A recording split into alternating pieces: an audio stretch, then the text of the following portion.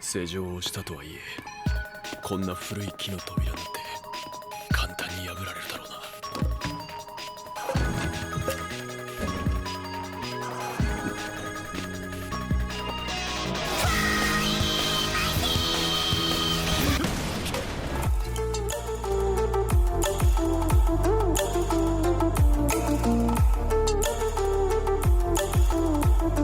You think you know fear? Try losing 40% of your life for no meter at all. Experience being trapped at full screen as your health whittles away before your eyes. You won't understand true horror until you face Sinestro, the master of fear himself. So without any further ado, let's discuss why he's so terrifying in Injustice. So Sinestro is a true Keepaway character and not just a zoner, and when I say that, I mean that he likes to be at full screen. Some characters and zoners want you at a particular location, but Sinestro doesn't really care. The further away you are from him, the better. If you're at full screen, then that's the best case scenario. For example, look at his Fear Blast. At close ranges, it will actually miss if you are crouching, despite the game labeling it as a mid. However, once you get a bit further away, it will finally hit you, and once you're at full screen, you have to block this thing or jump over it, because ducking under it is no longer an option. And then on top of that, a lot of Sinestro's moves track your location, like his impact event. It doesn't matter if you're right in his face, or mid-screen, or full screen, it tracks your location regardless. Unlike most zoners and Keepaway characters, there's not different inputs for your location, it's always the same command. And the same is also true for his final shackles. This move hits mid and tracks your location. It does not matter where you are on screen. And that's why I do consider Sinestro to be a true Keepaway character. Just like Sagat or Guile in Street Fighter, this guy wants you at full screen if possible. However, in saying that, Sinestro does have some flashy combos, and while the damage might not be very high, they still have a lot of hits. In fact, many characters in Mortal Kombat 11 wish they had combos this long. And then once you had trait activated, his combos started doing some serious damage, but more on that later. For now, let's discuss his various Keepaway tools. First up, we have Fear Blast. As mentioned earlier, you can duck under this at closer ranges despite the game labeling it as a mid. However, even so, this move starts up in 9 frames, which is beyond unreactable. In fact, even if you're further away, this move travels very quickly, and a lot of players are going to have a tough time reacting to it. And then online in a bad connection, good luck. Even from full screen, this move can catch you off guard. Because keep in mind, this game was very laggy. It was not until a year or so into Mortal Kombat X that NetherRealm finally gave us rollback netcode, and as a result, reacting to projectiles this fast was very, very difficult. However, this projectile is much more than meets the eye, because you can actually delay the meter burn. As long as Sinestro is glowing yellow, you can still amplify the move. And this meant several things. So for starters, if you're up close and want to attack too soon after blocking, the follow-ups will catch you. And then on top of that, if you jump the first projectile, the follow-ups could still catch you, especially if Sinestro delayed them. And if I'm being honest, jumping against Sinestro was never a good idea because he had several good anti-air options. For starters, his uppercut or his down 2. It has really good range and you can't actually hit the construct. So just to show you what I mean, I'm gonna have Green Lantern jump and then attack on the way down, and as you're about to see, it does not matter. He can't actually hit my yellow glowing construct. He has to hit Sinestro, otherwise there's not going to be a trade. And after landing this uppercut, Sinestro could get a full combo if the opponent was high enough in the air. And standing 3 was also a good anti-air, otherwise known as Comet Kick. It has a deceivingly good hitbox. It hits in front of him and above him. Now it's not the fastest, but even so, it's a great anti-air. And to make things even better, Sinestro could combo after this with his Fear Blast. However, unfortunately, he could not get a back 3 wall bounce. That would be amazing, but sadly it's just not the case. And then last but not least, we have the Arachnid Sting. This move has a very big hitbox, and as you can see, by default, it knocks the opponent pretty far away. And then if you meter burn, look at that, they're full screen, which means time for more zoning. They have to block the Fear Blast. So even if you did get close to Sinestro, he had several anti-air options to knock you back to full screen and keep his Keepaway going. But now it's time to talk about impact event. So if you recall earlier, I mentioned how you can duck under Fear Blast, but here's the thing, ducking against Sinestro is often not a good idea because impact event hits overhead. So if you're crouching all the time because you want to avoid his projectile, this meteor is going to catch you, and Sinestro had time to see that and then meter burn and still connect with his projectile anyway. So not only did you get yourself hit by crouching, but you had to eat all the projectiles anyway. So that's a very easy 25%, and as you can see, you're at full screen once again, which means his projectiles have to be blocked or jumped under. You can no longer duck them. And then once you got closer, Sinestro's forward 3 was also a problem. Once again, just like his uppercut, you cannot actually hit his construct, and it did launch you for a full combo. Now the nice news is it does not have very good range, and it has a little bit of startup to it, so you can see it coming, but even so, my point is that crouching is never a good idea against Sinestro. And then then finally, if you were ever right in his face, he had back 2, which is very fast. This thing, let me check the startup just to be sure, but it looks unreactable. Yep, it is 14 frames. That is unreactable even locally at a tournament, so online with some lag, it is definitely unreactable. And if you wanted to, you could just do the entire string for a decent amount of damage and the opponent's almost at full screen. Or if you prefer, you could cancel into final shackles and now get a full combo going. Once again, the damage is not that crazy, but the opponent's far away and pretty much forced to block this chip damage. So if you ask me, I think NetherRealm made Fear Blast a high attack up close on purpose, because that way you want to duck and as a result you get caught by way more of Sinestro's overheads. And blocking high wasn't always a good idea either, because Sinestro does have random lows in his string, so if you didn't like playing defense, well, you gotta learn eventually, because this guy has some mix-ups and you better learn them. Because if you block incorrectly, you may get caught for a full combo.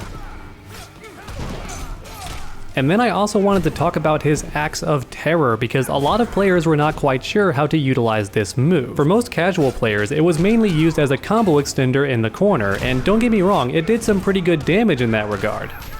However, I think NetherRealm intended for this move to be an anti-air bait, so in other words, you would jump at the opponent and they would go for a down 2 or any number of anti-airs, and you would catch them with this move instead because you weren't quite close enough to get hit by their attacks. And if this move landed raw in that situation, you could get a short combo follow-up. And then on top of that, this move was pretty much safe. Even if done at the height of your jump, it didn't matter, you seemed to land in time to block. You could also do this move after a jumping 3 and still land in time to block. And then if the opponent was to start mashing after blocking your jumping 2, you could catch him with this move and start a combo. So while this move may seem odd at first because you can only do it from the air and it doesn't have very good range, as you can see, it's got a lot of utility. It's great for extending combos, it can bait anti-airs for full combos, and it can even be done after jump-ins to keep yourself safe. Don't get me wrong, it is a funny tool for a Keepaway character to have, but even so, it was very useful and versatile. But now it's finally time to talk about Sinestro's trait, because this thing is absolutely godlike, and it took about 3 or 4 seconds to charge completely. However, the thing is, you didn't have to charge it all at once. You could charge 2 bars and then wait for a different combo ender and then finally finish charging it. And then once this trait was fully charged, your opponent was in for a world of suffering, because pretty much at any point in time, you can fire this thing during combos, after an unsafe move. The only time you can't fire this thing is while you're in block stun. However, with that said, if the string has a gap, then you can fire the trait while still blocking. Or in other words, if your defense was solid, you could just keep blocking while mashing the trait button and it would fire if a gap ever showed up. So unlike every other character that had to commit to a jab or an armored attack and risk their own hitbox, Sinestro can just keep blocking and then fire his trait. However, that's not all this trait can do. As mentioned earlier, it can keep you safe in a lot of situations. So this overhead mix-up, for example, normally this is very, very unsafe, but once the trait is activated, just fire it and you're good to go. As a Sinestro player, you had time to see if the overhead landed, and if it did, that's fine, keep the combo going like normal, but if it was blocked, just fire the trait and you're still completely safe. And you could keep doing this up to 3 times, because that's how many fires you get before having to recharge again. Or in other words, that's 3 different mix-ups where you never have to worry about being punished on block. Go for them, and if they're blocked, just use the trait and all is good. And of course, this trait made zoning easier as well, because now if the opponent jumped your projectile, you can just fire this thing and catch them out of the air anyway. Now, as you just saw, it can sometimes miss. It does track the opponent pretty well, but if they move too drastically in one direction, it can definitely miss. However, even so, it did a fairly good job of tracking the opponent's location, so if they jumped over a projectile, you could catch them with the trait, and then if the trait landed, the projectile follow-up would land as well. My main point is, this trait can be great for zoning and keep away as well, and that's a scary thought because Sinestro is already good at zoning and keep away. But rest assured, this trait made him even better at it. And then let's not forget about the chip damage. Once again, you cannot duck under Fear Blast from full screen, and once you had the trait activated, you could pretty much force the opponent to block every single one of these things. There's no longer a gap when you fire them. And just look at all the damage the opponent took while blocking. Sure, it cost me 3 bars, but imagine they're close to death and they're at full screen. It's pretty much curtains for most characters. If you did not have a teleport, you were going to die from block damage. In fact, I don't think the teleport would help if the Sinestro player knew what they were doing, because there shouldn't be a gap if they use the trait properly. And even though it does suck to take all that block damage, just keep in mind, if you jump, you're going to take even more damage, because Fear Blast hurts much more on hit. And then finally, we have the combos, the glorious combos. When used correctly, this trait gave Sinestro some scary good damage. I'm talking 40% without even having to spend meter. And what makes that so crazy is normally Sinestro does not get very much damage for his combos. Despite how flashy and lengthy they are, he's never getting above 30% in most situations. But once that trait was activated, your health bar was in for a world of hurt. As mentioned earlier, you could easily get around 40% or above without even having to spend bar in some situations. Or in other words, the one area where Sinestro was weak was no longer weak anymore once he had the trait activated. His combos are normally lacking, but not anymore once he has the trait on screen. If I'm being completely honest with you, this trait might be one of the best in the entire game, or top 10 in the Injustice series as a whole, at least until Injustice 3 gets here, if it does arrive. Fingers crossed, man. As you can see, Sinestro was a strong keepaway character that put fear into the opponent and did his Yellow Lantern proud. And even though he was nowhere near the best character in this game, his keepaway is still something to be feared and respected. So if you love Sinestro or simply enjoyed the video, please leave a like down below. It really does help my channel out a ton. And then finish that combo by subscribing. That way you never miss any future videos. Make sure to come back next time, and as always, stay underdogs.